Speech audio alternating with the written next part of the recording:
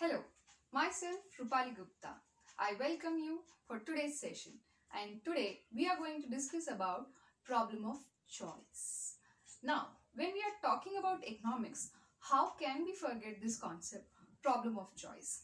What is economics? Let's understand that initially to understand what is problem of choice.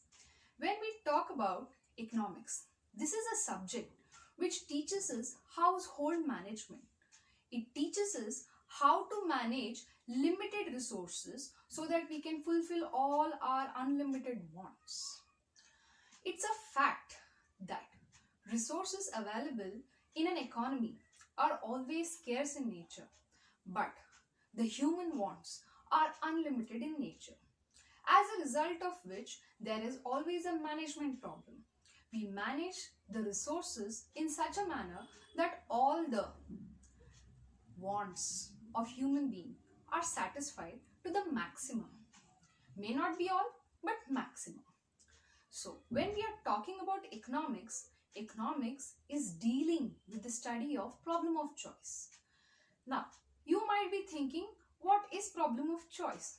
Problem of choice is nothing but economizing of resources.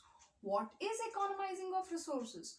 Using the limited resources, using the scarce resources in the most beautiful manner so that various objectives, various targets and various wants are satisfied. Do you think anything else? Yes, very much. We need to understand the two major concepts over here. One being unlimited wants and the second one being limited resources. What do you understand by unlimited wants? When we are talking about unlimited wants, the wants of human being, the basic needs, the desires of a man are called as human wants in economics. So when we are talking about human wants, are they unlimited? Are they limited? No, they are always unlimited. They are never limited. And since the birth of mankind, we have been seeing an individual keeps demanding for various reasons. Those various reasons could be natural in nature, could be economic in nature or social in nature. So human wants arises on account of natural causes, economic causes and social causes. So when we are talking about natural causes, it could be hunger, it could be thirst, it could be the different seasons that make you demand different kind of food, different kind of clothes, different kind of atmosphere of living. So when we are talking about human wants, they are natural in nature. As in when a child takes birth, there is always occurrence of demand. There is always occurrence of desires till the deathbed. That is one of the major reasons.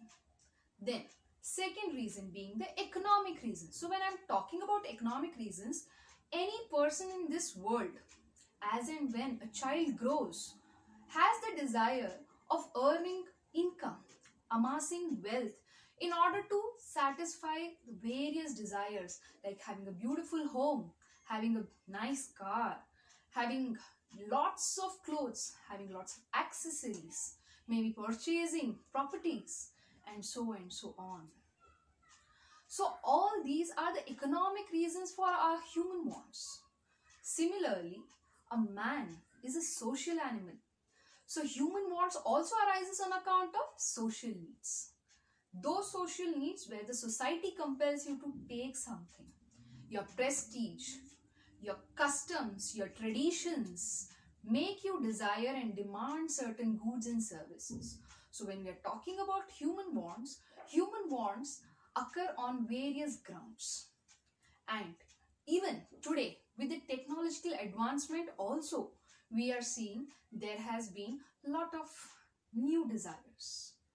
I want an iPad, I want an iPhone, I want an Erdo, so and so. So on the grounds of technological advancement also, we have various demands. Not only this, we also demand on account of political reasons. human wants also are on the grounds of political causes. Hence, we say human wants are unlimited. This is one of the criteria about human want. But do you think there is anything else about human wants? Yes. Human wants are not only unlimited, they are complementary, they are competitive, they are recurring in nature, and they change from time to time. Some human wants become habits. Hence, you need to demand your goods and services according to your habits. When I'm saying human wants complement each other, for example, if I buy a car, can I buy a car without having a reliability on fuel? No, I require both car and fuel to work together. Alone fuel is of no use. Alone car is of no use for me. Similarly, there are competitive needs as well. If I am having a clothing of one brand, it's not only sufficient. I will think, oh, that brand I don't have. Okay, that shop I had not visited. There also I have something nice to take. So always there are competitive demands as well. And demands are recurring in nature. It's not that today you have made a desire of having a cup of coffee and no more you will have. No, almost in a day, twice or thrice, an individual has coffee. In his whole lifetime, many times he may be having the desire of having coffee. Similarly, it could be related to clothes, it could be related to any food articles, it could be related to any investment, shares, anything of that sort. So human wants are also recurring in nature. So human wants are endless, unlimited. This is one of the basic cause for problem of choice. Now moving on to the second most important aspect, limited resources. What do we understand by limited resources? Limited resources means resources available for satisfying our desires, for satisfying our needs, are available lesser in supply when you compare it with the demand. When do we say resources are scarce? When the demand for a resource is greater than its supply.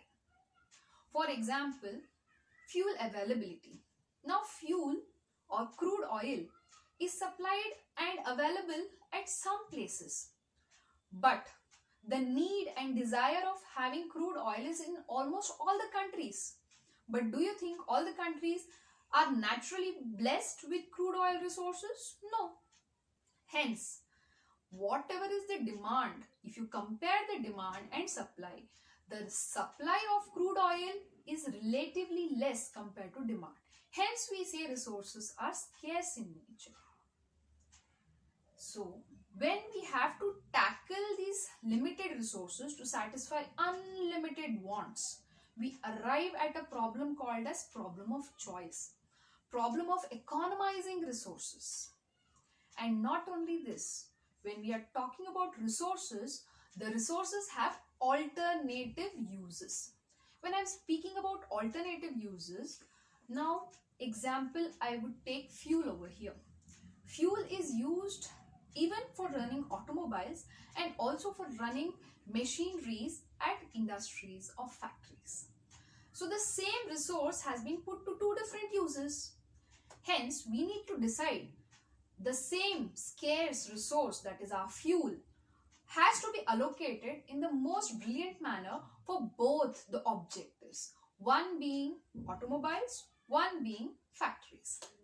Similarly, if you take example of any other resource, they can be put into multiple uses, they can be put into alternative uses. And while doing this allocation, we need to keep in mind one more most important thing, that is prioritizing.